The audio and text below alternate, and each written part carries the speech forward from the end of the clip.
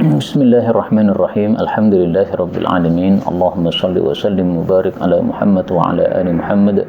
Allahumma anfa'na bima 'allamtana wa 'allimna ma yanfa'una wa zidna ilma wa barik lana fi ilmina warzuqna al-ikhlasa fil qawli wal 'amali kamila wa ilman nafi'an la yunsa wa tawfiqan daima wa sihhatan wa yaqinan wa afiyah. Allahumma aftah lana kulla khair, Allahumma kfina bihalalika an haramik wa aghnina bifadlika amman siwaka, amin ya rabbal alamin. Kita lanjutkan pengkajian kitab Al-Arba'un At-Tijaniyah dan kita sudah sampai pada bab yang ke-20. Bab tabligh, bab menyampaikan, wa da'wah ilallah, dan dakwah kepada Allah, wal jihad fi sabilillah. Oh betul nggih? Bab 17 nggih, salah. Bab 17, babu ada'il amanat, bab menunaikan amanat-amanat, wal hukmi bil adli, dan menghukumi dengan adil, wal wafa'i bil ahdi, dan menunaikan janji. Ini seolah-olah penulis yaitu Mbah Ghazali rahimahullahu taala, dengan bab ini beliau mengajak bicara kepada para pemimpin atau para pejabat ya. Adapun bab-bab sebelumnya yaitu sifatnya umum, siapapun muslim maka hendaklah melakukan apa yang penyebab-penyebab meningkatnya iman. Nah, untuk ini sampai 3 bab berikutnya ini seolah-olah beliau bicara kepada para penguasa. Maka ini bab ini sangat penting untuk para penguasa supaya mereka meningkat imannya kepada Allah Subhanahu wa taala. Meskipun dia menunaikan amanah ini tidak hanya untuk penguasa ya. Kita pun juga wajib untuk menunaikan amanah. Dan amanah itu definisinya adalah hakul ghair alaika an tu'addiyah. Haknya orang lain yang wajib untuk kita tunaikan kepadanya, itu adalah amanah. Makanya para ulama mengatakan salat itu termasuk amanah, karena salat itu adalah haknya Allah Subhanahu wa taala yang wajib kita tunaikan kepada Allah Subhanahu wa taala. Qala Allah Azza wa Jalla, Allah Ta'ala mengatakan, innallaha, sesungguhnya Allah, ya'murukum, memerintahkan kalian, an tu'addul amanat, untuk menunaikan amanah-amanah, ila ahliha, kepada pemilik-pemiliknya. Nah, maka di sini Allah menggunakan kata-kata jamak amanah-amanah karena amanah itu ada beberapa macam. Waalaikumsalam. Ada amanah yang menjadi milik Allah Subhanahu wa taala seperti salat, puasa dan sebagainya. Ada amanah yang menjadi milik manusia seperti titipan dan sebagainya. Wa idza hakamtum, dan jika kalian itu memberikan hukum bainan nasi, di antara manusia, antahkumu bil adl, supaya kalian memberikan hukum dengan adil. Dan orang yang memberikan hukum dengan adil ini dimuliakan oleh Allah Subhanahu wa taala besok di akhirat, sehingga diberi mimbar yang bersinar-sinar. Kita lihat hadisnya yang menunjukkan hal tersebut. Rasul sallallahu alaihi wasallam bersabda, innal muqsitina, sesungguhnya orang-orang yang adil.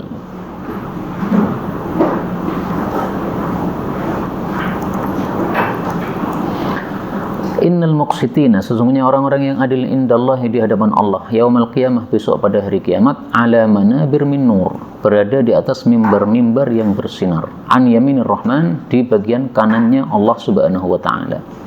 Wa kilta yadayhi yamin, dan kedua tangannya Allah itu kanan. Ini termasuk hadis sifat yang kita tidak usah menafsirkannya karena kita enggak ngerti ilmu gaib. Mereka adalah alladzina ya'dilun, orang-orang yang adil, fi hukmihim, dalam hukum mereka, wa ahlihim, juga kepada keluarga mereka, wa ma walu, dan juga pada perkara-perkara yang mereka menjadi pengurus padanya. Hadis riwayat Muslim sahih. Nah, maka adil ini sesuatu yang sangat mulia di hadapan Allah, sehingga pahalanya dibesarkan oleh Allah Subhanahu wa taala.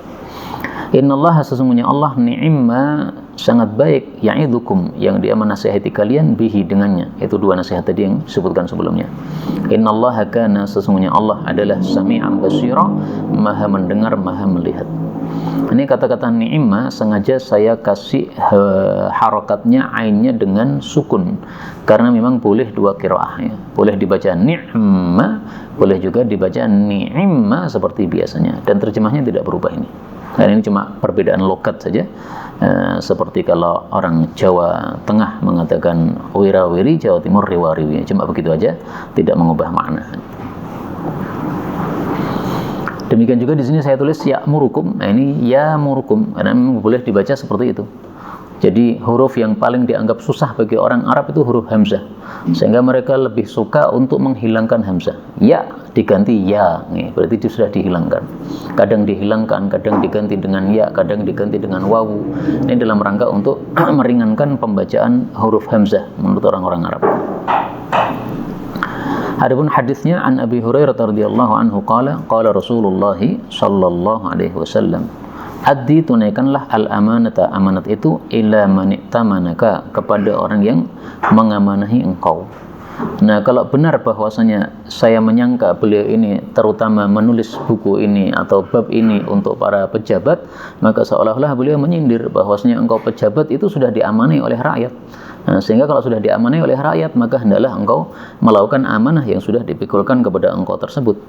Karena banyaknya orang-orang yang menjadi pejabat tetapi tidak memikul amanah dengan sebaik-baiknya. Dan itu bahaya untuk diri mereka sendiri, bukan untuk siapa-siapa. Karena yang tidak memikul amanah berarti sudah terjerat pada sifat-sifat orang-orang munafik. Kemudian beliau mengatakan, wala takhun, janganlah engkau mengkhianati man khanaka, orang yang berkhianat kepada engkau. Artinya tidak boleh membalas pengkhianatan dengan pengkhianatan. Nah, pertanyaannya, apakah larangan ini tidak boleh membalas pengkhianatan dengan pengkhianatan? Apakah haram ataukah cuma makruh saja?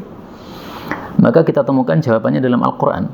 Allah Subhanahu wa Ta'ala mengatakan, wa jazaa'u sayyi'atin sayyi'atun mithluha. Wa jazaa'u sayyi'atin, dan balasan bagi keburukan adalah sayyi'atun mithluha. Surat Asy-Syura ayat 40. Balasan keburukan adalah balas keburukan yang semisalnya. Berarti boleh kita membalas keburukan dengan keburukan. Tapi yang penting semisal. Maka kalau ada orang mengkhianati kita, kemudian kita balas dengan pengkhianatan yang serupa, nggak ada masalah. Berdasarkan surat Asy-Syura ini, berarti larangan ini, janganlah engkau mengkhianati orang yang mengkhianatimu. Ini maksudnya Rasulullah menghasung kita kepada sifat yang lebih tinggi. Membalas pengkhianatan boleh, tapi semisal. Tapi kalau mau lebih tinggi lagi, tidak usah dibalas. Dan itulah yang dimaksudkan oleh Allah pada ayat berikutnya, faman afa wa aslaha fa ajruhu 'ala Allah. Siapa yang memaafkan dan dia memperbaiki diri, maka pahalanya ditanggung oleh Allah Subhanahu wa Ta'ala. Maka ringkasnya, ketika kita dizalimi oleh seseorang, termasuk dikhianati ini, kemungkinan ada 3 kemungkinan. Kemungkinan pertama, kita tidak membalas, maka kita mendapatkan pahala dari Allah Subhanahu wa Ta'ala. Kemungkinan kedua, kita membalas, tapi kita membalasnya semisal, maka ini masih diperbolehkan oleh Allah Subhanahu wa Ta'ala. Dan kemungkinan ketiga, kita membalas tetapi berlebihan. Nah, berlebihan di sini kita berarti sudah menanggung dosa lebihannya tersebut. Karena itu ada ungkapan seorang ulama, saya sangat suka ungkapan itu, saya tulis di sini ya. Man da'a ala zalimihi falaysa sabiran. Man da'a ala zalimihi, orang yang mendoakan keburukan kepada orang yang sudah mendolimi dia, falaysa sabirun, namanya bukan sabar.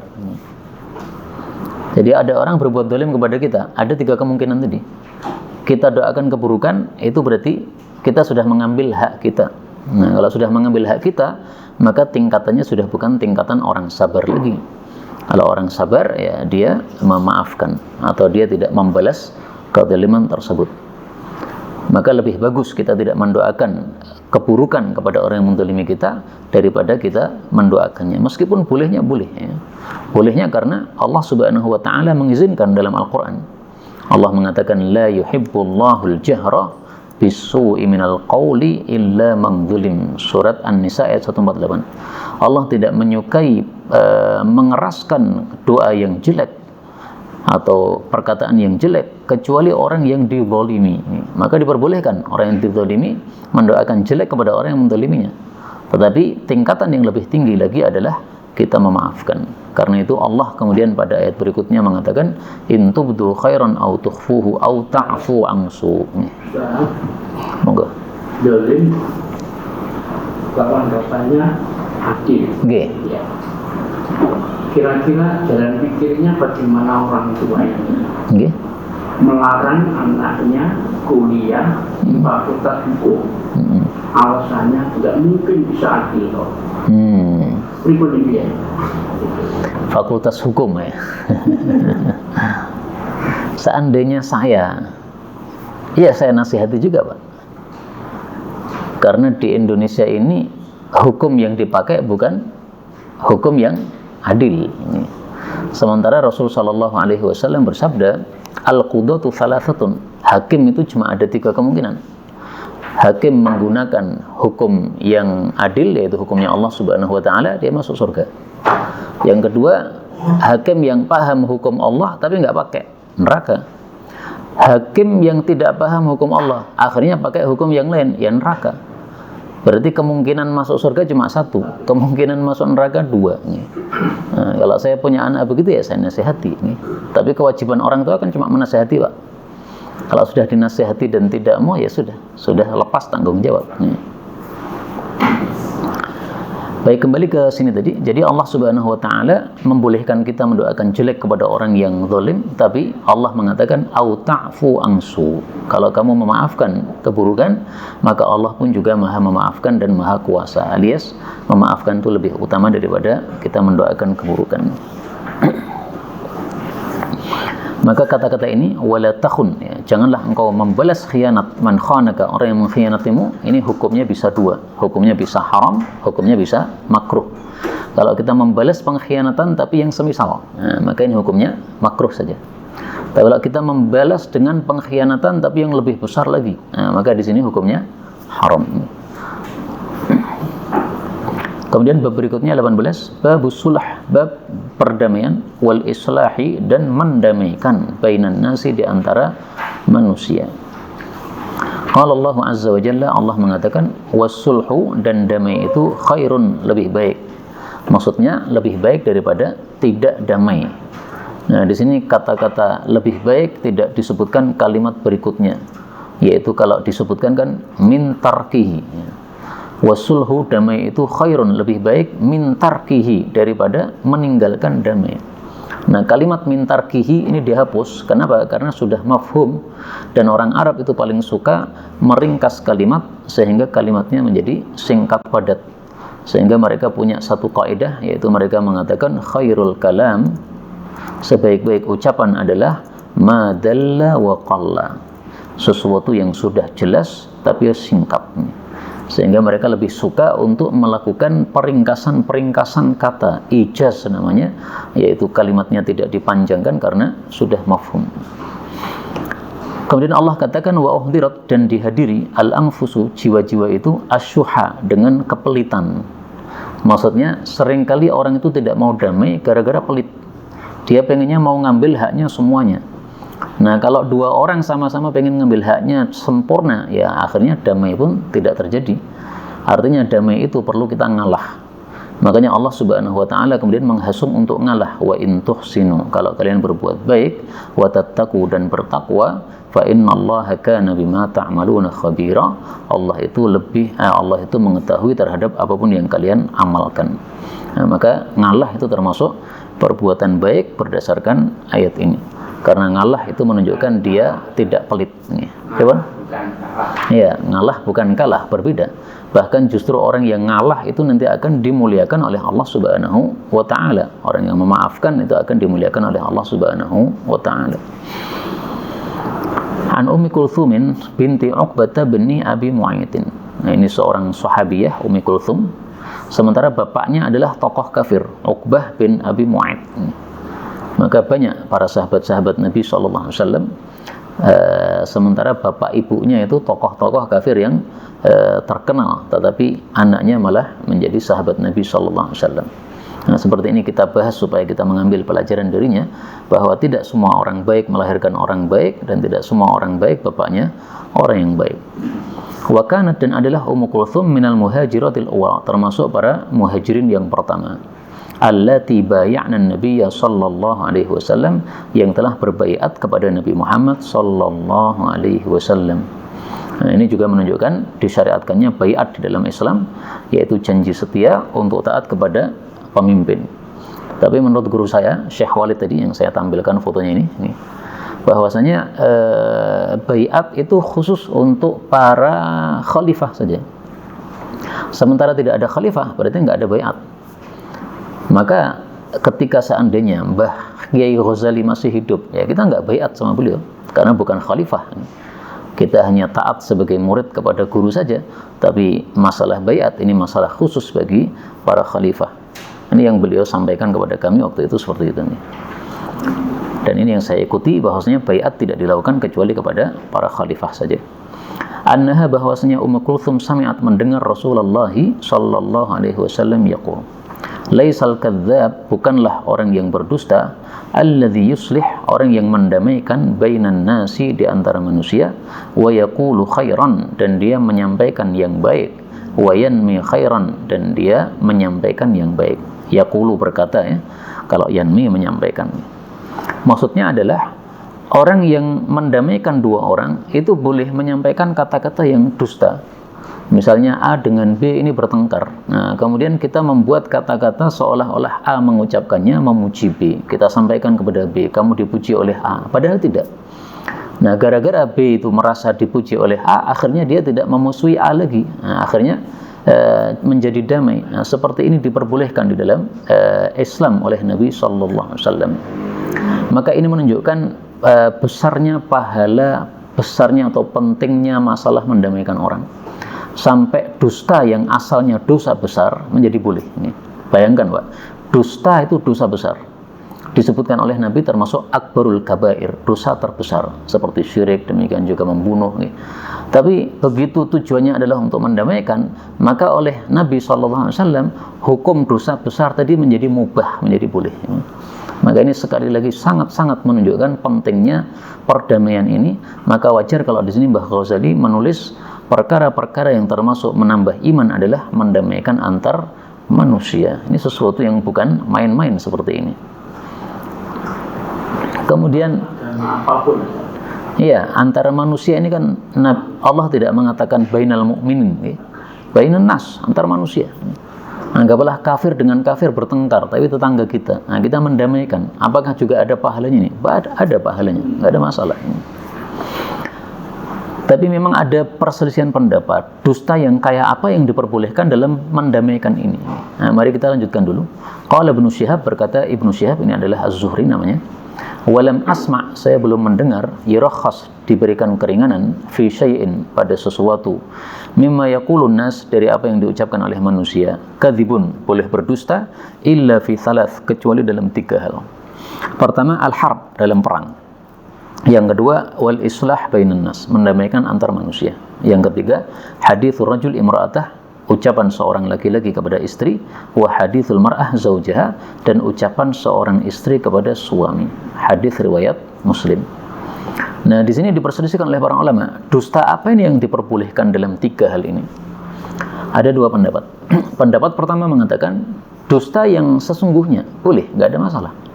Seperti yang saya contohkan tadi. A tidak ngomong apa-apa tentang B, tapi kita membuat-buat nih. Seolah-olah A mengatakan itu, kemudian kita sampaikan kepada B, A telah memuji engkau, akhirnya B senang. Dan kita juga bilang kepada A, B sudah memuji engkau, padahal plus nggak ada ngomong apa-apa. Nah, seperti ini boleh. Nah, pendapat yang kedua mengatakan bahwa yang dimaksudkan boleh dusta di sini adalah boleh untuk menggunakan ma'arid. Ma'arid, apa itu ma'arid? Ma'arid itu seolah-olah kita berdusta, tetapi sebenarnya tidak berdusta. Contohnya perkataan Nabi Ibrahim alaihissalatu wassalam ketika dia mengatakan kepada kaumnya, inni saqim. Diajak oleh kaumnya, yuk Ibrahim, kita rame-rame untuk nyembah berhala di tempat perayaan sana. Faqala, maka Nabi Ibrahim mengatakan, inni saqim, saya sedang sakit, saya nggak bisa ikut. Padahal beliau sehat walafiat. Nah, yang dimaksud oleh beliau adalah, saya sakit hati saya, karena kalian menyembah berhala. Nah, beliau mengatakan saya sakit, maksudnya adalah saya sakit hati. Sementara orang yang diajak bicara memahami sedang sakit badannya, inilah yang disebut ma'arid tadi. Kalau dusta betul nggak boleh, tapi kalau ma'arid boleh. Nah, silahkan panjenengan pilih pendapat yang mana nih? Pendapat yang dusta betul boleh, ataukah bolehnya ma'arid? Kalau bolehnya ma'arid, ya berarti jangan dusta yang sesungguhnya. Baik dalam masalah perang maupun yang lain ya. Dalam masalah perang misalnya, kita ditanya oleh musuh berapa jumlah umat Islam ya. Nah, kita mengatakan 1000 padahal jumlahnya cuma 100. Nah, boleh menurut pendapat pertama ya. Tapi menurut pendapat kedua nggak boleh, karena kita harus menggunakan ma'arid. Nah, supaya boleh gimana? Ya kita gunakan ma'arid. Misalnya kita mengatakan jumlahnya 1000 kurang ya. 100 kan juga 1000 kurang ya. Nah, maka kita mengatakan 1000 kurang ya. Nah, nggak ada masalah. Kalau 1000 maka itu termasuk yang dusta sesungguhnya yang diperselisihkan boleh atau tidaknya. Demikian juga islah dalam mendamaikan ini. Kemudian yang ketiga, bicaranya seorang laki-laki kepada istri dan bicaranya istri kepada suami. Nah, ini maksudnya dijelaskan oleh para ulama, yaitu dalam rangka untuk memuaskan istri saja, memuaskan pasangan. Sebagaimana sabda Nabi SAW dalam hadis yang lain, liyurdiyaha. Yuhaddithu rajul imra'atah, seorang bicara kepada istrinya, liyurdiyaha, supaya istrinya puas. Maka yang dimaksud diperbolehkan ya. Misalkan mengatakan saya sangat cinta padamu padahal biasa aja sebenarnya, maka tidak ada masalah. Atau menjanjikan sesuatu yang tidak wajib bagi suami untuk melakukan, ternyata tidak dilakukan janji tadi. Nah, menurut para ulama boleh, nggak ada masalah. Misalkan istri meminta kita nanti akhir bulan diajak tamasya kemana gitu. Nah, kita boleh bilang ya boleh gitu. Ya oke lah. Tapi ternyata akhir bulan nggak berangkat kemana-mana, nggak ada masalah. Karena apa? Itu bukan sesuatu yang wajib bagi suami untuk melakukan. Adapun dusta secara mutlak ya tidak boleh. Misalkan kita mengambil uang istri mengatakan tidak mengambil, atau istri mengambil uang suami mengatakan tidak mengambil. Nah, ini dusta yang haram kayak begini. Karena tujuannya bukan masalah meridhokan suami atau meridhokan istri tadi. Kemudian kata-kata ini fi thalathin dalam 3 hal. Kata-kata fi thalathin dalam 3 hal. Kata-kata 3 ini ada kaidah yang berkaitan dengannya yang mengatakan al-adadu la mafhuma lahu. Dan ini sudah saya sampaikan dulu, mudah-mudahan ingat nih. Al-adadu, jumlah itu la mafhuma lahu, tidak memiliki mafhum, maksudnya tidak untuk membatasi. Artinya kalau kita temukan hadis yang lain ternyata membolehkan dusta selain dari 3 ini, maka ini jangan dianggap bertentangan, karena memang jumlah itu disebutkan dalam rangka bukan untuk membatasi, tapi waktu itu Nabi ingin menjelaskan 3 hal, maka beliau sampaikan 3 hal. Seandainya ya ada hadis yang ternyata membolehkan dalam bab yang lainnya. Ini sebelum saya lanjutkan karena sudah mau mati, dicas dulu. Ada pembahasan nggak Pak?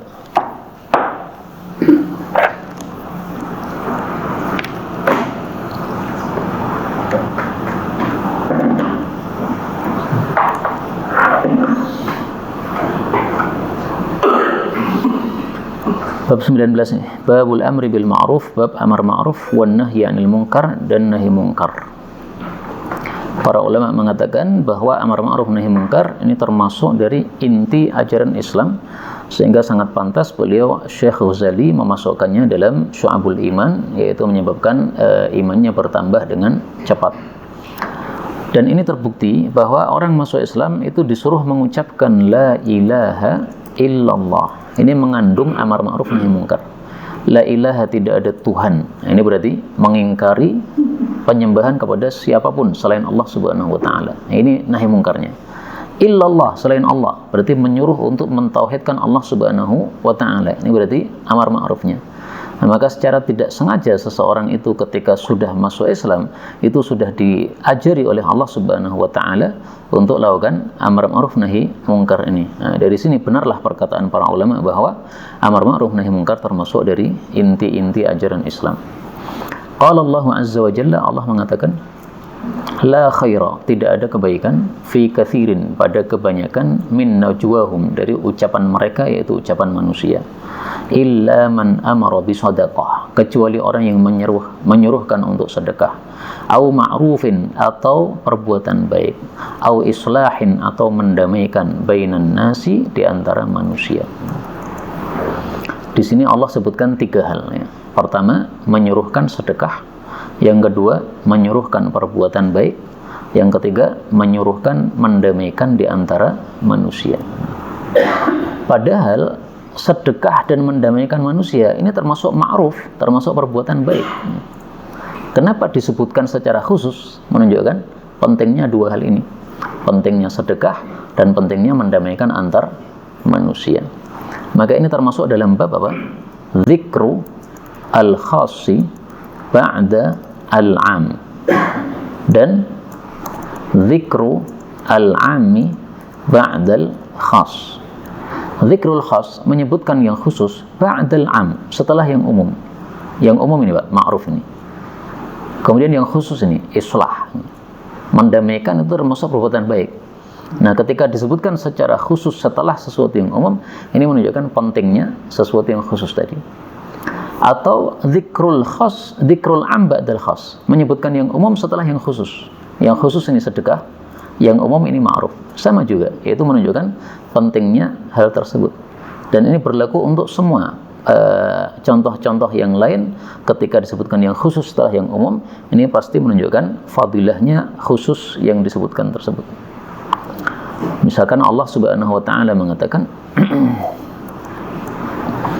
pada surat At-Tahrim ayat yang keempat nih, fa innallaha huwa maulah, Allah itulah yang menjadi pengurus beliau, penolong beliau, wa Jibril dan malaikat Jibril, wa salihul mu'minin dan orang-orang mukmin yang soleh, wal malaikatu dan para malaikat. Jibril termasuk malaikat, tapi disebutkan secara khusus. Maka ini menunjukkan fadilahnya malaikat Jibril alaihi salatu wassalam. Sehingga wajarlah mayoritas ulama berpendapat bahwa malaikat yang paling utama itu adalah malaikat Jibril alaihi salatu wassalam. Meskipun ada pendapat yang lain yang mengatakan bahwa pemikul singgasana Allah itulah yang paling mulia di hadapan Allah Subhanahu wa taala. Kemudian di sini Allah mengatakan wa may yaf'al dzalika, barang siapa yang melakukan itu, yaitu yang sudah disebutkan tadi, ibtigha amradatillah, karena mencari ridha-ridha Allah, fasawfa nu'tih, maka kami akan berikan kepadanya ajrun 'azima, pahala yang besar. Nah, di sini ilmu qiraat yaf'al dzalika, lam ketemu dzal, ini boleh dibaca idgham. Sehingga sengaja di sini di atas dzal saya tuliskan tasydid. Ini berarti bacaannya wa may yaf'al dzalika. Nah, kenapa kok idgham? Karena makhrajnya lam dengan makhrajnya dzal itu berdekatan nih. Nah, kan dekat nih. Nah, ketika makhrajnya dekat, nah itu bisa diidghamkan. Istilahnya adalah idgham mutaqaribain. Idgham karena dekatnya makhraj. Di sini Allah katakan, siapa yang melakukan itu dalam rangka mencari ridha Allah Subhanahu wa taala. Berarti ini syaratnya. Kalau melakukannya karena pamrih manusia, nah, maka tidak ada pahalanya di hadapan Allah Subhanahu wa taala. Tapi kalau hanya semata-mata mencari ridha Allah Subhanahu wa taala, maka inilah yang mendapatkan pahala di hadapan Allah Subhanahu wa taala.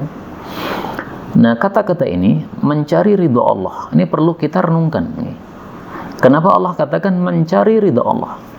Allah tidak mengatakan mencari surga misalnya, atau mencari pahala misalnya. Tapi kenapa ridha Allah? Nah, kita ketemukan jawabannya dalam Quran dan hadis. Dalam Quran, Allah Subhanahu wa taala mengatakan, "Wa ridwanum minallahi akbar." Dan ridha dari Allah itulah perkara yang terbesar. Ini surat At-Taubah ayat 72. Jadi surga itu kalah dengan ridha Allah Subhanahu wa taala. Kenikmatan surga semuanya kalau dibandingkan dengan ridha Allah itu masih besar ridha Allah Subhanahu wa taala. Kita temukan juga dalam hadis Nabi sallallahu alaihi wasallam. Rasulullah bersabda, "Idza dakhala ahlul jannatil jannah." Kalau penghuni jannah sudah masuk jannah, yaqulullahu azza wa jalla, Allah bertanya, "Hal tashtahuna syai'an?" Apakah kalian masih menginginkan sesuatu? Fa azidakum, akan saya tambah. Fayaquluna, maka ahli surga bertanya, "Rabbana, wahai pemelihara kami, wa ma fawqa ma ataitana." Apa yang di atas kenikmatan yang sudah Engkau berikan ini? Jadi dianggap ini kenikmatan sudah maksimal, nggak ada lagi kenikmatan yang lain. Fayaqulu, Allah menjawab, "Ridwani akbar." Ridhaku yang paling besar. Hadis riwayat Hakim.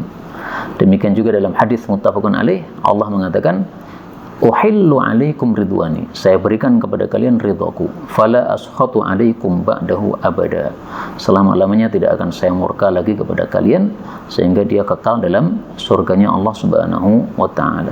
Mudah-mudahan semua kita masuk surga dengan aman, amin ya rabbal alamin.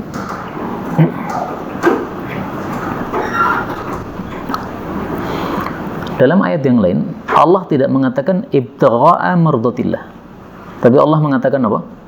Ibtigha'a wajhillah, gitu. Ibtigha'a wajhillah, mencari wajah Allah Subhanahu wa ta'ala. Kita temukan pada surat Al-Baqarah ini, Pak. Ayat 272. Wa ma tunfiquna, dan tidaklah kalian infak illa ibtigha'a wajhillah, kecuali mencari wajah Allah Subhanahu wa ta'ala. Nah, kenapa di sini disebutkan mencari wajah Allah, sementara tadi mencari ridha Allah Subhanahu wa ta'ala? Karena ada kemiripan. Ternyata di surga itu kenikmatan yang paling tinggi bukan kenikmatan bersama bidadari surga, tapi kenikmatan melihat wajahnya Allah Subhanahu wa ta'ala. Dan ini kita temukan dalam hadis yang sahih juga. Fayakshifu,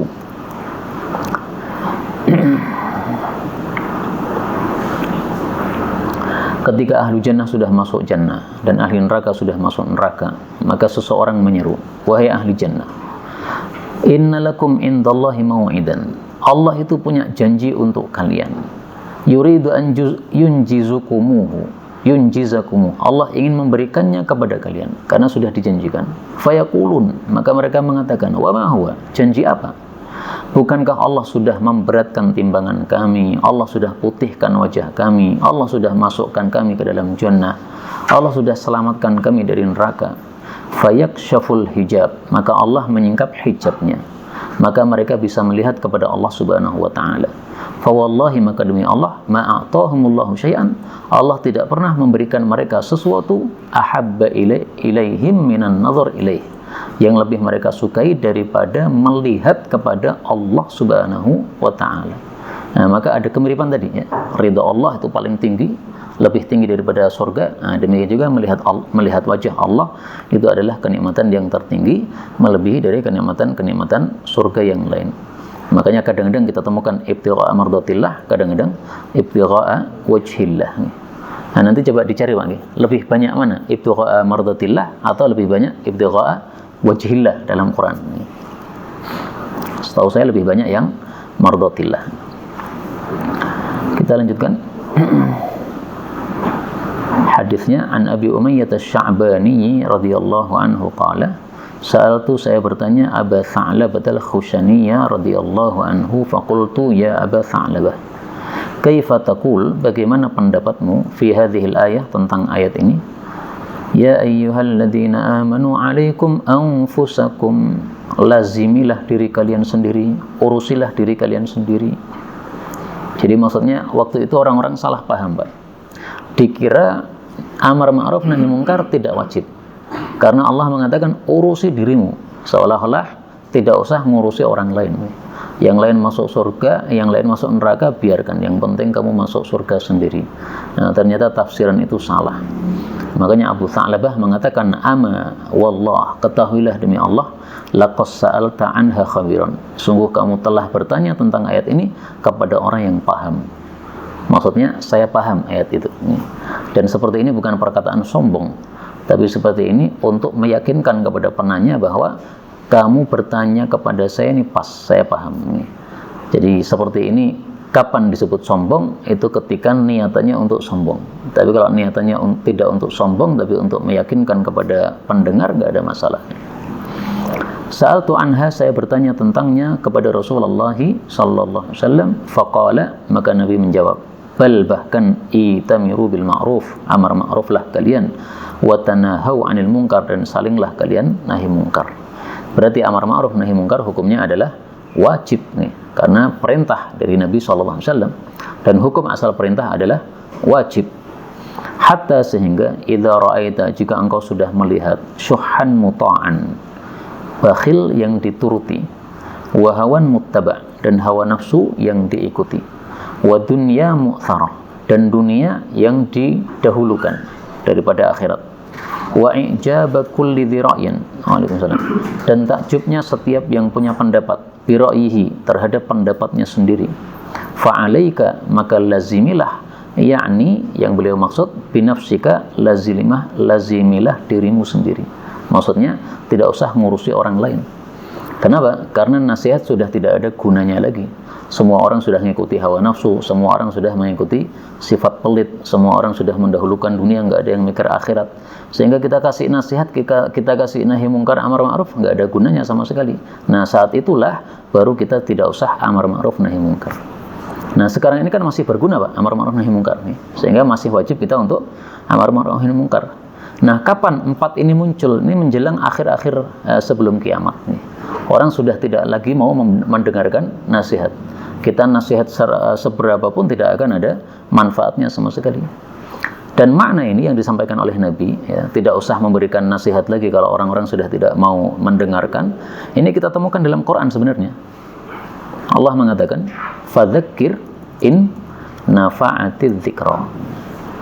Surat Al-A'la ayat 9. Fadzakir, maka berilah peringatan, in, jika, nafa'at, berguna, adzikra, peringatan itu. Artinya kalau dibalik atau mafhum mukhalafahnya, kalau sudah tidak berguna, maka tidak usah memberikan peringatan, karena nggak ada gunanya lagi. Meskipun tafsir yang terkenal, fadzakir, maka berilah peringatan, in, sungguh, nafa'at, berguna, adzikra, peringatan itu. Maka kata-kata in itu bisa diartikan sungguh, bisa diartikan jika, bisa diartikan tidak. Nah, kapan kita terjemahkan jika, kapan tidak, kapan sungguh? Tentu saja melihat siyaqul kalam dan sibaqul kalam dan lihaqul kalam. Dulu udah pernah lagi. Siyaq, sibaq, lihaq. Siyaq itu susunan kalimatnya, sibaq itu bagian awalnya atau sebelumnya, kemudian lihaq itu bagian setelahnya. Nah, maka dari situ baru kita mengetahui apa makna in. Nah, di sini memang ada dua tafsir. Ada yang mengatakan in sungguh, ada yang mengatakan in jika. Kalau diartikan jika, maka sesuai dengan hadis ini tadi. Kalau sudah melihat 3 hal ini, 4 hal ini, maka udah nggak usah kasih nasihat. Fa'alaika binafsik.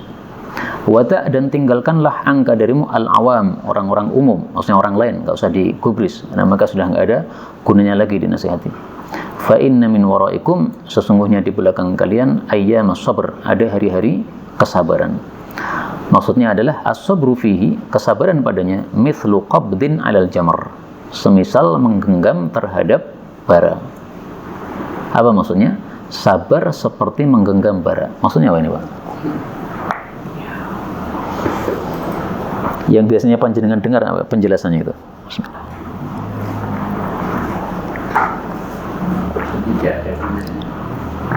Sabar seperti menggenggam bara, berarti berat, menggenggam bara kan berat sekali. Nah, itu tafsiran yang paling sering kita dengar begitu. Tapi saya mendengarkan tafsiran yang lain. Tafsiran yang lain adalah sabar pada masa-masa itu seperti menggenggam bara, maksudnya menakjubkan kalau ada orang kok bisa sabar pada masa itu. Hampir semua orang sudah nggak bisa sabar. Saking besarnya fitnah yang muncul. Kalau masih ada orang sabar, itu berarti orang yang sangat menakjubkan. Istiqomahnya dia di dalam mentaati Allah Subhanahu wa Ta'ala menakjubkan.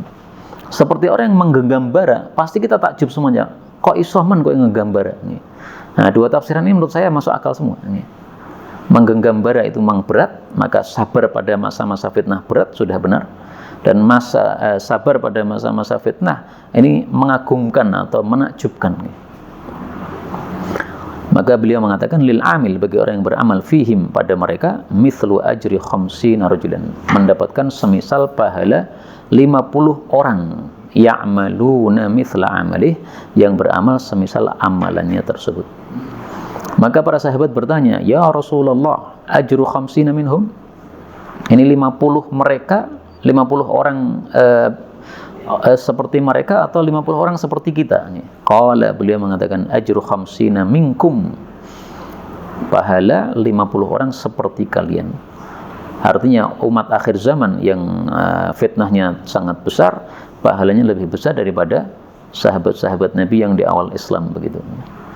Tapi memang masalah ini diperselisihkan oleh para ulama, apakah ini mutlak ataukah tidak mutlak. Tapi dari sini kita ketahui bahwa ringkasnya pahala itu menjadi lebih besar ketika amalan itu sangat berat. Kalau kita beramal sementara yang lain-lain juga beramal, sehingga banyak yang membantu kita dalam beramal, ini kan biasa, Pak. Tapi 1000 orang tidak ada yang beramal, kita sendiri yang beramal. Nah, saat itulah disebut sebagai ayyamus sabr. Itulah yang pahalanya dibesarkan oleh Allah Subhanahu wa taala. Dan makna ini bahwa Pribon? Iya, karena dia sendirian ya. Sementara yang lainnya sudah tidak mampu melakukan, tapi dia sendirian melakukan, ini pasti lebih berat. Dan makna ini kita temukan dalam hadis yang lain, bahwa ketika lebih berat maka pahalanya lebih besar. Innalaka minal ajr, sesungguhnya engkau mendapatkan pahala ala qadri nasabik, sesuai kadar lelahmu. Jadi semakin berat semakin besar pahalanya, wa nafaqati, dan sesuai kadar besarnya nafkah yang kamu keluarkan. Hadis riwayat Hakim. Dan kata-kata 50 ini ya, ini bisa jadi betul-betul 50, bisa jadi betul maksudnya adalah taksir, yaitu maksudnya banyak. Seperti kalau kita orang Indonesia mengatakan peng 50 buntet nih. Nah, maka orang Arab sering juga mengungkapkan kata-kata 40 atau 70 atau 100 atau 700 atau bisa jadi 50 ini termasuk ya. Karena kita temukan hadis-hadis yang menjelaskan pahalanya dibanyakkan oleh Allah itu menggunakan kata-kata 50. Saya kasih contoh satu aja ya. Khamsina darajah. Rasulullah bersabda, salatul rajul fi jama'atin, salat berjamaah itu lebih besar daripada salat sendirian sampai 25 derajat. Fa idza shallaha bi ardin falatin, kalau dia salat sendirian di tanah yang kosong ya, padang pasir atau hutan, fa atamma wudu'aha wa ruku'aha wa sujudaha, dia sempurnakan wudunya, rukuknya, sujudnya, balaghat salatuhu 50 darajah, salatnya menjadi 50 derajat. Berarti lebih besar daripada yang sholat jamaah di masjid tadi. Di masjid cuma 25, ini malah sendiri tapi di tempat yang sepi, yang kosong, itu malah pahalanya sampai 50 derajat. Nah, di sini tidak berjamaah karena ardin falatin, sendirian, nggak ada orang. Seperti penggembala kambing, dia bawa kambing sampai di tempat yang sepi, di padang pasir atau di hutan-hutan. Nah, dia sholat sendiri, tapi menyempurnakan wudhunya, rukuknya, sujudnya. Ini malah pahalanya bisa 50 derajat. Nah, para ulama membahas, kenapa kok 50 derajat padahal sholatnya sendiri? Kok bisa mengalahkan yang jamaah di masjid tadi? Mereka mengatakan, karena sholat bersama dia, orang-orang yang tidak tampak mata kita, yaitu para jin. Ada lagi yang mengatakan, ini orang sholat sendiri menyempurnakan sholatnya, berarti ikhlasnya dan khusyuknya itu sempurna sekali. Beda kalau orang banyak orang, ikhlasnya mungkin kurang dari hal dalam hal ikhlasnya itu. Wallahu a'lam bishawab. Inilah yang dapat kita baca, benarnya dari Allah Ta'ala. Kalaupun ada salahnya, fa astaghfirullahal azim li wa lakum. Yang mana, Pak? Oh, ini ya. Qala al-Albani dhaif, berkata Syekh Albani hadis ini dhaif, lakin faqrata ayyamis sabr thabitah. Tapi faqrah itu apa ya? Alinea ya, atau pembahasan tentang hari-hari sabar itu sahih. Jadi dari ini fa inna min waraikum, ini sahih. Tapi yang sebelumnya ini menurut Syekh Albani dhaif ya. Syekh Albani aja lewat. Imam Abu Dawud beliau tidak mendhaifkannya. Sementara Imam Abu Dawud sudah menulis surat kepada ahli Makkah bahwa hadis yang saya sebutkan di kitab Sunan saya, kalau tidak saya dhaifkan berarti hadisnya soleh, hadisnya baik.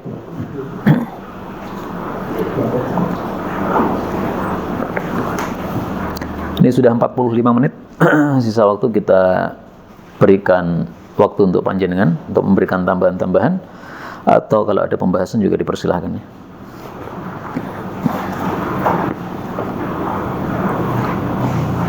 Itu yang ayatnya alaikum anfusakum la yadurrukum man dhalla idza tadaitum ya. Surat Al-Maidah ayat 105. Nah, itu yang dipahami salah oleh sebagian orang ya. Alaikum anfusakum berarti ngurusi diri sendiri, la yadurukum man dhalla, orang-orang sesat enggak usah dinahi mungkari, tidak akan memadharati kalian. Nah, itu salah pemahaman begitu. Oh, berarti itu ada pemahaman ayat yang Abu Bakar itu kan juga memahami ayat itu yang kaitan dengan ayat Muhammad. Iya. Jadi kenapa kok pemahaman itu salah? Ya. La yadurrukum man dhalla idza tadaitum. Tidaklah madarat kepada kalian siapapun yang sesat kalau kalian sendiri mendapat hidayah. Kenapa kalau dipahami tidak wajib nahi mungkar itu salah? Kenapa salah? Karena akan bertentangan dengan ayat yang lain. Ya. Ayat yang lain Allah mengatakan, wattaqu fitnatan la tusibannal ladzina zalamu minkum khassah. Takutilah siksa Allah yang tidak akan menimpa orang-orang yang zalim saja, tapi zalim dan yang tidak zalim akan kena semuanya ketika mereka diam. Ya.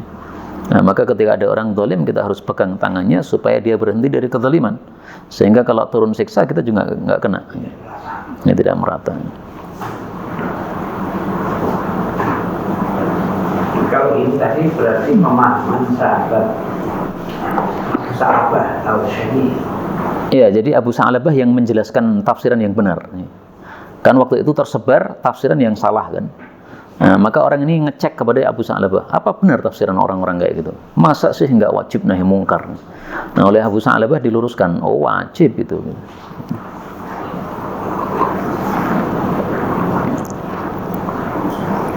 Kalau yang 4 itu tadi permukaan sampai Iya.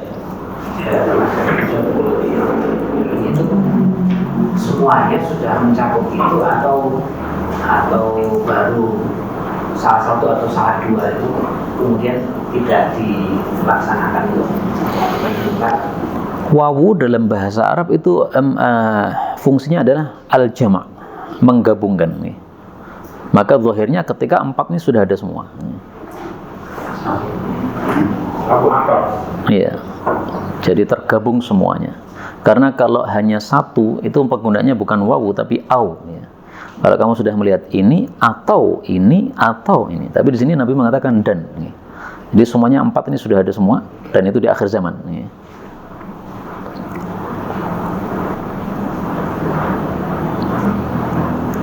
Kalau dunia masar itu kan apa cuma orientasinya hanya ke dunia saja? Iya. Orientasinya tidak ke akhirat sama sekali sehingga sudah sifatnya sudah sifat orang kafir. Ya. Orang kafir kan tidak punya orientasi akhirat sebagaimana disebutkan pada surat Ar-Rum ya. Ya'lamuna zahiran minal hayatid dunya. Mereka hanya mengetahui yang zahir dari kehidupan dunia. Ini sifatnya orang-orang kafir. Nah.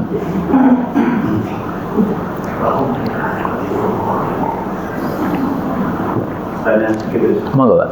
Kalau itu yang tadi 3 dusta yang diperbolehkan tadi. Kalau ada kata yang mengatakan kulir hakau karena murad itu kalimat ini. Kenapa, Pak? Seolah kayak berulang. Gimana? Kulir hakau karena murad. Oh, gitu ya. Qulil haq, sampaikanlah yang benar walau kana murran, meskipun pahit nih. Nah, jadi gini, ketika ada dalil umum, kemudian ada dalil khusus, ini tidak dipertentangkan nih. Tapi dalil umum dipakai untuk yang umum, sementara dalil khusus dipakai yang khusus. Qulil haqqa walau kana murran ini umum. Nih. Sementara boleh dusta dalam 3 hal ini khusus. Sehingga untuk 3 hal ini tidak terkena hukum tadi. Nih. Nah, justru kita jadi paham pentingnya 3 hal ini. Sampai-sampai dusta diperbolehkan. Yang asalnya dusta adalah haram. Yang asalnya menyampaikan yang benar itu wajib, tapi menjadi tidak wajib dalam 3 hal ini. Kenapa? Menunjukkan pentingnya hal itu. Perang. Perang kalau kita jujur terus ya kalah, no, Pak. Jumlahnya koncomu biro 100, salah kur 100 gampang. Ya. Akhirnya mereka menyerang kita dan kita kalah. Sehingga jangan percaya cerita-cerita kayak Abdul Qadir Jilani katanya nyimpen duit kemudian jujur kepada perampoknya. Itu kan cuma cerita aja kan. Nah, kalau sama perampok ya jangan jujur. Anggaplah cerita itu benar. Itu mungkin perampok zaman dulu, Pak. Perampok zaman sekarang kita jujur ya tambah hancur lagi. Perampok zaman dulu masih punya adab nih. Perampok zaman sekarang mana ada yang beradab nih. Harus berkaitan dengan nurul haq tadi. Saudara kita terutama dari Salafi itu kan yang memberikan ayat itu kaulan layanan ketika Nabi Musa dan Nabi Harun diperintahkan untuk dalam Fir'aun. Nah, Apakah memang kaulan layanan itu pada saat itu berlaku untuk itu? Apakah nasihat pada pemerintah itu bagaimana? Apakah perlu, kalau mereka juga memahami tidak usah demo gitu lah. Tidak perlu demo, tapi kudu kaulan layanan. Apakah itu hanya ketika Allah katakanlah memerintahkan pada Nabi Musa dan Nabi Harun, atau itu juga berlaku mereka jadikan itu kan sebagai satu dalil menasihati penguasa yang dolim. Sebenarnya gini Pak, dalil untuk ngomong halus itu ada, tapi dalil untuk ngomong yang keras itu ada. Nah sekarang orang itu kadang-kadang ta'assubnya kepada pendapat itu milihnya dalil yang cocok dengan pendapatnya dong, gitu. Pendapat yang dalil yang tidak cocok untuk pendapat dia nggak tampilkan. Ini yang parah kayak begini. Qawla layinan kita temukan nih surat Thaha ayat 44 nih. Tapi ada juga qaulan baligha nih. Perkataan yang dahsyat ada loh. Nah, kenapa qaulan baligha nggak pernah ditampilkan? Apakah karena tidak sesuai dengan pendapatnya atau gimana tuh? Wa'idhum, nasihatilah mereka. Nasihatinya gimana? Wa qul lahum fi anfusihim qaulan baligha. Perkataan yang menancap sampai hati, yang sampai ke dalam hati ini. Maka ringkasnya, kita menghadapi orang itu berbeda-beda sikapnya. Ya kayak kemarin yang antum sampaikan tuh, sahabat Nabi kan berbeda-beda kan. Ada yang lemah lembut kayak Abu Bakar, ada yang keras kayak Umar, ada yang kenceng kayak Abu Dzar. Ya pasti sikapnya Nabi berbeda-beda. Nah demikian juga di sini. Apakah pantasnya dikerasi atau dilunai? Ya, itu tergantung orangnya. Maka Allah a'lam bishawab. Kalau saya lebih suka melihat yang hikmah. Ya, Allah mengatakan, ud'u ila sabili rabbika bil hikmati wal mau'izatil hasanah. Nah, hikmah itu sendiri kan definisinya adalah wad'ul umuri fi mawadhi'ihi, meletakkan sesuatu pada tempatnya yang semestinya. Ini ada orang pantasnya dikerasi, harus dikerasi. Dilembuti nggak masuk-masuk. Ada yang sudah dilembuti aja udah langsung masuk, ya udah nggak perlu keras-keras lagi. Nah, Fir'aun dengan Nabi Musa kan hubungannya kita tahu kan, anak angkat Pak. Coba anak angkat bilang kepada bapaknya keras, ya pasti langsung marah bapaknya. Tapi kalau qaulal layyina, pantas sekali. Terus juga masalah demo tadi itu sebenarnya kurang menurut saya, kurang adil dalam menyampaikan dalil ini. Karena teman-teman kita yang anti demo itu menganggap bahwa demo haram karena demo adalah tingkahnya khawarij ini. Nah, sekarang mengatakan demo adalah tingkahnya khawarij, itu termasuk kalau dalam usul fikih adalah termasuk qiyasun ma'al farid, menyamakan sesuatu yang tidak sama. Khawarij itu dia menyimpang terhadap pemerintah yang sah. Pemerintah yang sah tidak mengizinkan untuk demonstrasi, mereka malah melakukannya. Kalau di Indonesia kan berbeda. Justru di Indonesia diizinkan ya. Kalau mau menyampaikan aspirasi silahkan buat demonstrasi, tapi yang damai. Nah, diizinkan dengan tidak diizinkan berbeda. Kemudian khilafah yang sah dengan khilafah yang tidak sah, atau khilafah-khilafahan seperti di Indonesia kan bukan khilafah yang sah kan ini kan. Nah, ya, mau disamakan gimana itu? Itu qiyas ma'al farid namanya. Nah, apakah karena tidak pernah pelajari usul fikih atau gimana ini, nggak paham saya ini. Yang jelas nggak bisa disamakan. Ustaz, kalau maksud hati dari yang hati yang dirasakan oleh Buddha tapi yang hidup seperti menggigit akar itu bagaimana? Menggigit akar. Sabar itu. Kalau hidup seperti menggigit akar itu. Talzamu jama'atul muslimin itu ya. Kamu lazimi jama'atul muslimin kalau ada. Kalau tidak ada, maka gigitlah akar atau gimana lafalnya itu. Nah ini. Fa'tazil tilkal firaq kullah. Kalau sudah nggak ada jamaah dan nggak ada imam, maka fa'tazil tilkal firaq kullah. Singkirilah semua firqah-firqah atau sempalan-sempalan itu. Walau anta 'adda bi asli syajaratin, meskipun kamu harus menggigit pokoknya pohon. Ini kinayah saja bahwa seandainya engkau menyingkiri semua firqah dan tidak ada temannya sama sekali, Maka diibaratkan seperti apa? Engkau hidup bersama pohon yang engkau gigit padanya. Kinayahnya. Kinayah. Iya. Yaitu ungkapan apa istilahnya? Kiasan kalau bahasa kita. Ada lagi tambahan monggo.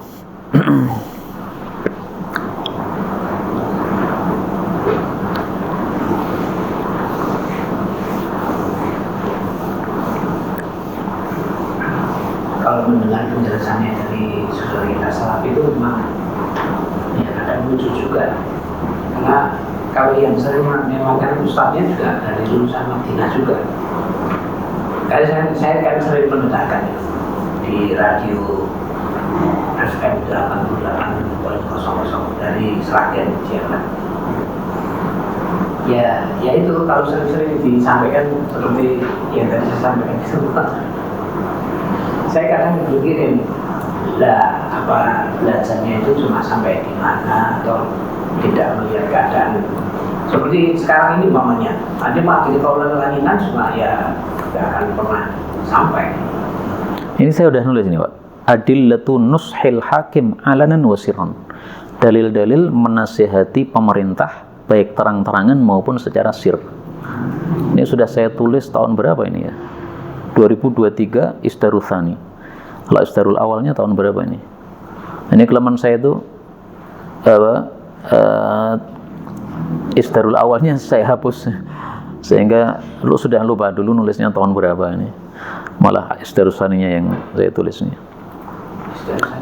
Ini Isdarul Tsani ini ya. Karena Isdarul awalnya sudah saya hapus. Jadi ringkasnya di sini saya tampilkan dalil-dalil yang menunjukkan bolehnya mengingkari secara terang-terangan sebagaimana bolehnya mengingkari dengan sembunyi-sembunyi. Sehingga menurut saya ringkasnya gini, orang-orang yang berdalil mengingkari itu harus sembunyi-sembunyi, itu menurut saya tidak jujur. Tidak jujurnya, kenapa dalil yang kamu tampilkan cuma yang cocok dengan pendapatmu tok gitu. Lah dalil-dalil yang lain kok nggak pernah kamu munculkan, ini kenapa gitu. Ada dalil yang mengatakan ya, man arada ayyang sahas sultan. Ini teman-teman kita salafi paling hafal hadis ini.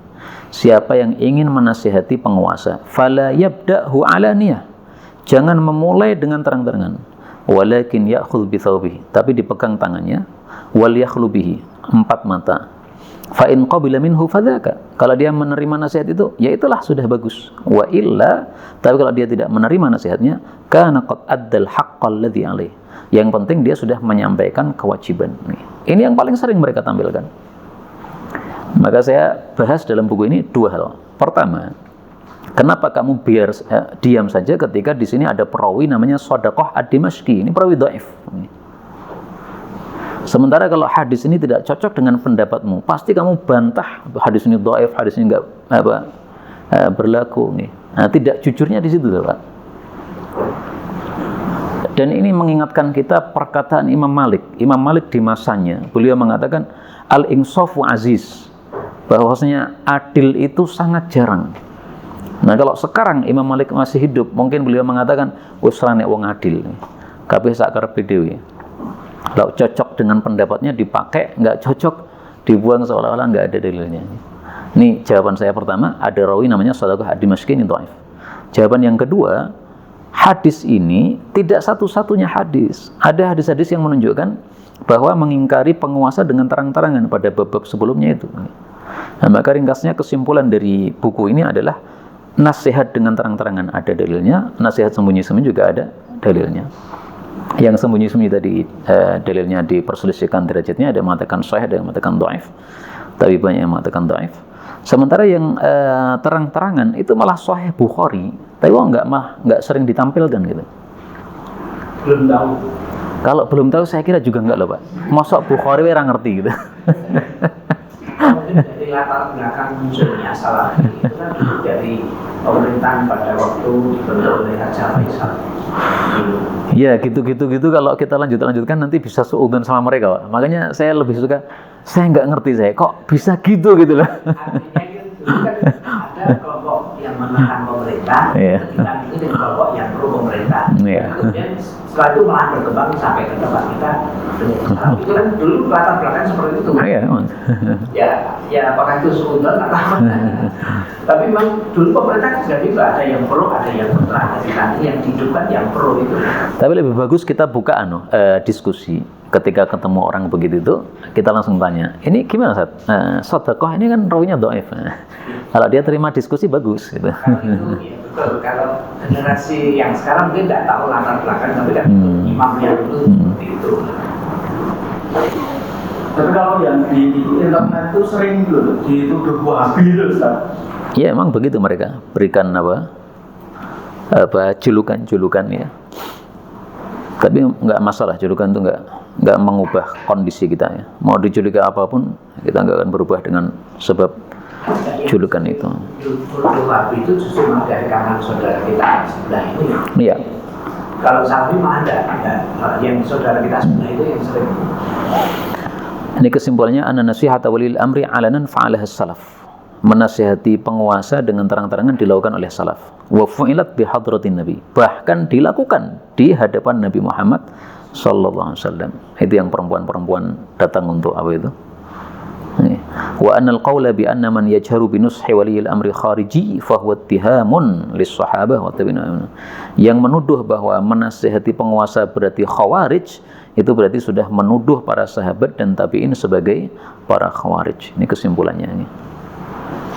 Penguasa sekarang itu kebal nasihat. Jadi gimana, Pak?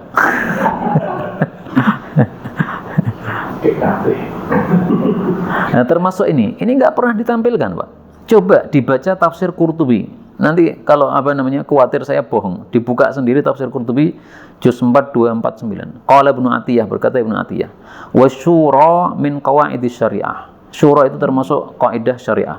Malam yastashir ahlal ilm, penguasa yang tidak musyawarah dengan ulama, wadin dan ahli agama, fa'azruhu wajib dilengserkan.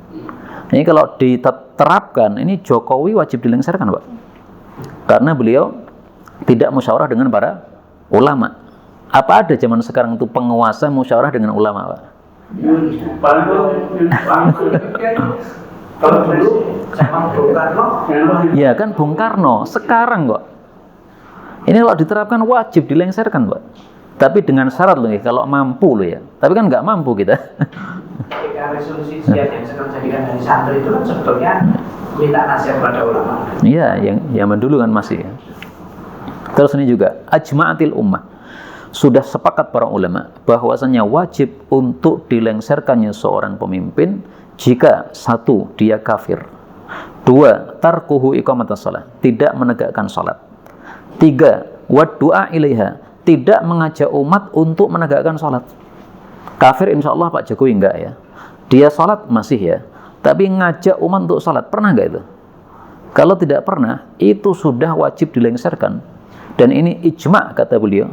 Ini kalau khawatir saya bohong bisa dicek pada syarah Ibnu Battal juz 8 215. Nah, kayak gini-gini nggak pernah disampaikan itu loh. Yang saya heran, apa nggak pernah baca atau karena nggak cocok dengan pendapatnya, itu yang saya nggak ngerti. Jadi kita 10 tahun nggak punya presiden kita. Hanya tidak dilengser itu. Wallahu a'lam bishawab. Subhanakallahumma rabbana wa bihamdik, asyhadu an la ilaha illa anta, astaghfiruka wa atubu ilaik.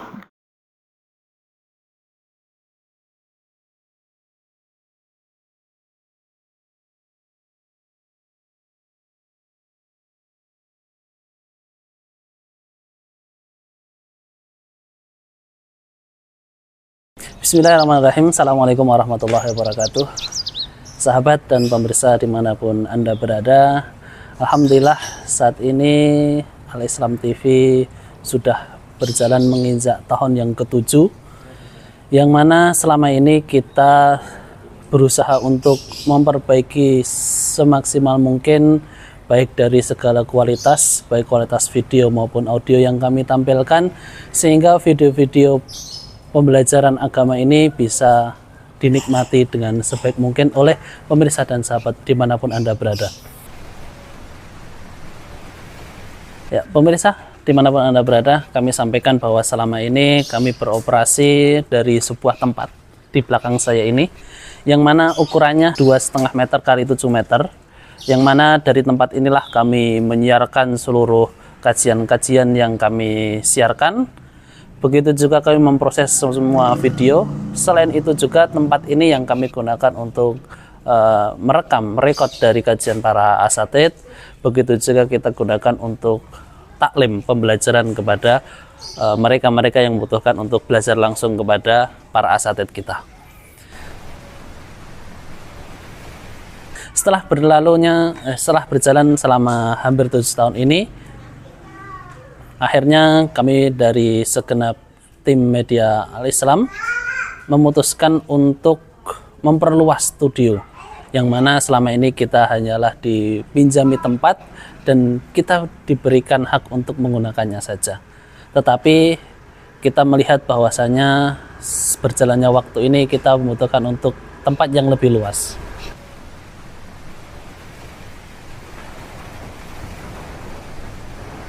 Oleh karena itu, kami berniat bersama-sama bismillahirrahmanirrahim untuk membebaskan sebuah lahan dengan luas sekitar 100 meter dan beserta bangunan yang ada di atasnya, bangunan 2 lantai, yang mana insya Allah akan kita gunakan untuk kajian-kajian, untuk merekod, untuk merekam kajian dari para asatid kita dan menyiarkannya juga ke media kepada teman-teman sekalian.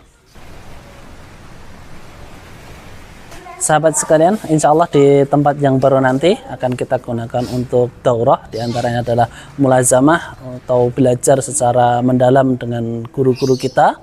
Selain itu juga akan kita gunakan untuk kajian-kajian yang lainnya, untuk kita gunakan juga untuk memproses semua audio dan video yang kita rekam dari berbagai tempat yang mana guru-guru kita mengajar di sana, dan akan kita tayangkan di channel kesayangan kita ini, yaitu di channel Al-Islam TV, sehingga sahabat bisa menikmatinya, bisa belajar dengannya secara nyaman dan baik.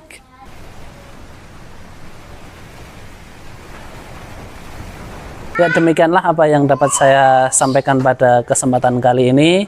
Monggo kita membuka kesempatan seluas-luasnya untuk sahabat sekalian.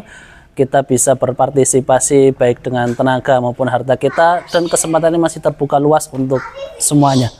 Dengan nominal berapapun juga, silahkan bisa ditransfer langsung ke rekening media Al-Islam, dan barangkali butuh konfirmasi, silahkan nanti bisa menyampaikan konfirmasi ke nomor-nomor yang telah nanti akan kami cantumkan. Demikianlah akhirul kalam, wabillahi taufiq wal hidayah. Assalamualaikum warahmatullahi wabarakatuh.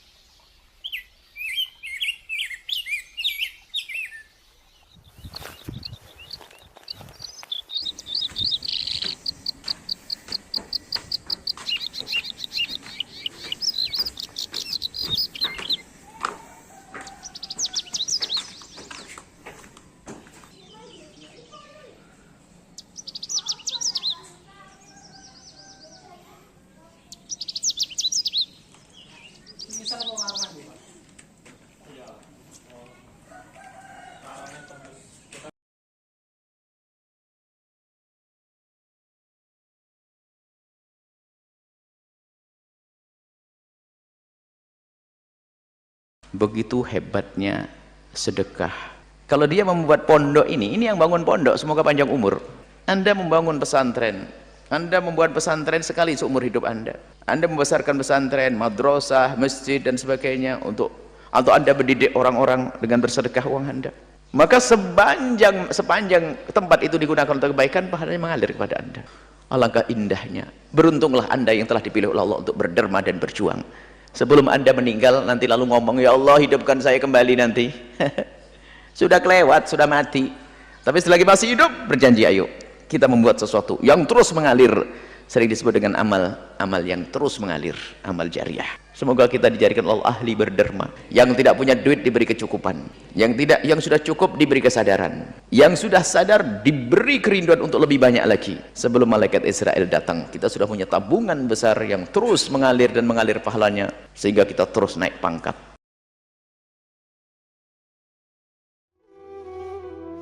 Jika seorang mengalami sakaratul maut, berandai-andai, laulah akhartani ila ajalin qarib, kembalikan kami ke muka bumi sedetik saja, fa'asaddaqah, pasti bersedekah. Ibnu Qayyim al-Jauzi menjelaskan kenapa tidak disebut sholat, puasa, haji, tapi malah sedekah. Pertama, karena sedekah sangat meringankan sakaratul maut. Kedua, lampu yang paling terang di alam kubur. Yang ketiga, pintu surga yang paling besar terbuka adalah as-sahaya, yang dilewati oleh orang dermawan. Kemudian yang keempat, tanda ibadah diterima adalah senangnya sedekah. Yang kelima, paling sulit menghadapi hisab adalah harta. Dari mana harta didapat dan dikemanakan. Maka bersyukurlah hamba Allah yang mensedekahkan jariah hartanya, walau dia wafat, harta itu terus mengalir sampai hari kiamat.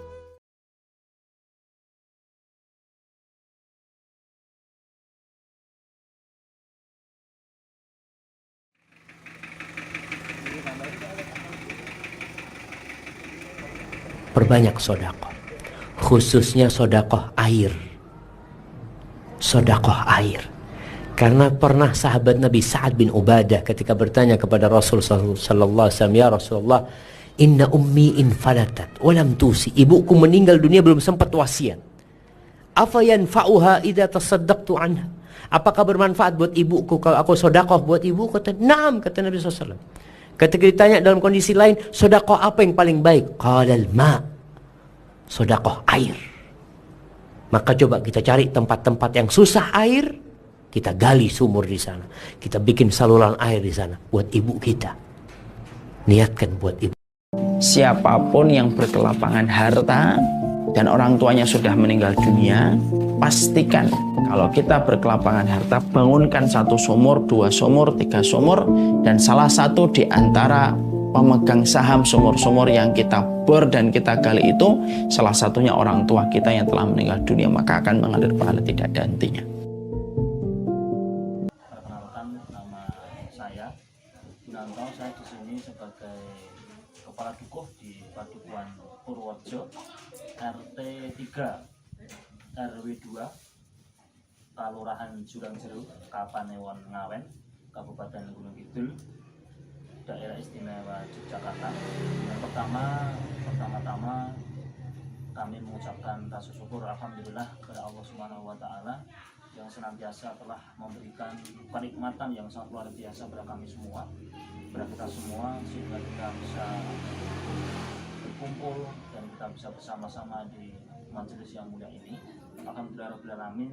Untuk kedua kalinya saya sebagai wakil di warga di Padukuhan Purworejo RT 3 RW 2 Kelurahan Jurang-Jeru, Kapanewon Ngawen, sangat-sangat mengucapkan banyak terima kasih kepada yang pertama semua donatur dari Al-Islam Peduli yang sangat luar biasa, yang telah mempedulikan warga kami, wabil khusus di RT 3 RW 2 di Kelurahan Jurang-Jeru ini, yang sebelum kedatangan tim dari Al-Islam Peduli maupun dari donatur Al-Islam Peduli, warga di Padukuhan Purworejo khusus di RT 3 ini sangat-sangat memprihatinkan untuk persediaan air bersih. Oleh karenanya kami sebagai wakil sangat bersyukur alhamdulillah kepada Allah Subhanahu wa taala dan juga kepada para donatur dan juga tim Al-Islam Peduli yang sangat-sangat luar biasa perjuangannya memberikan bantuannya kepada kami, sehingga mudah-mudahan teriring doa. Kami tidak bisa memberikan apapun, berbentuk apapun, itu hanya doa kepada Allah Subhanahu wa taala. Mudah-mudahan semua yang terlibat di pembangunan sumur maupun yang terlibat dalam pembangunan instalasi sumur ini bisa bermanfaat barokah kepada terutama para donatur dan juga pelaku maupun warga kami dan juga semua tim Al-Islam Peduli ini. Mudah-mudahan kita semua selalu di lindungan Allah Subhanahu wa taala, dan mudah-mudahan kita juga besok di yaumul akhir dikumpulkan Allah Subhanahu wa taala di surganya Allah Subhanahu wa taala. Amin ya rabbal alamin. Dari saya cukup sekian, tentunya kami mohon maaf yang sebesar-besarnya. Sekali lagi tidak bisa berikan apa-apa kepada para donatur dan juga kepada para tim dari Al-Islam Peduli ini. Terima kasih. Assalamualaikum warahmatullahi wabarakatuh.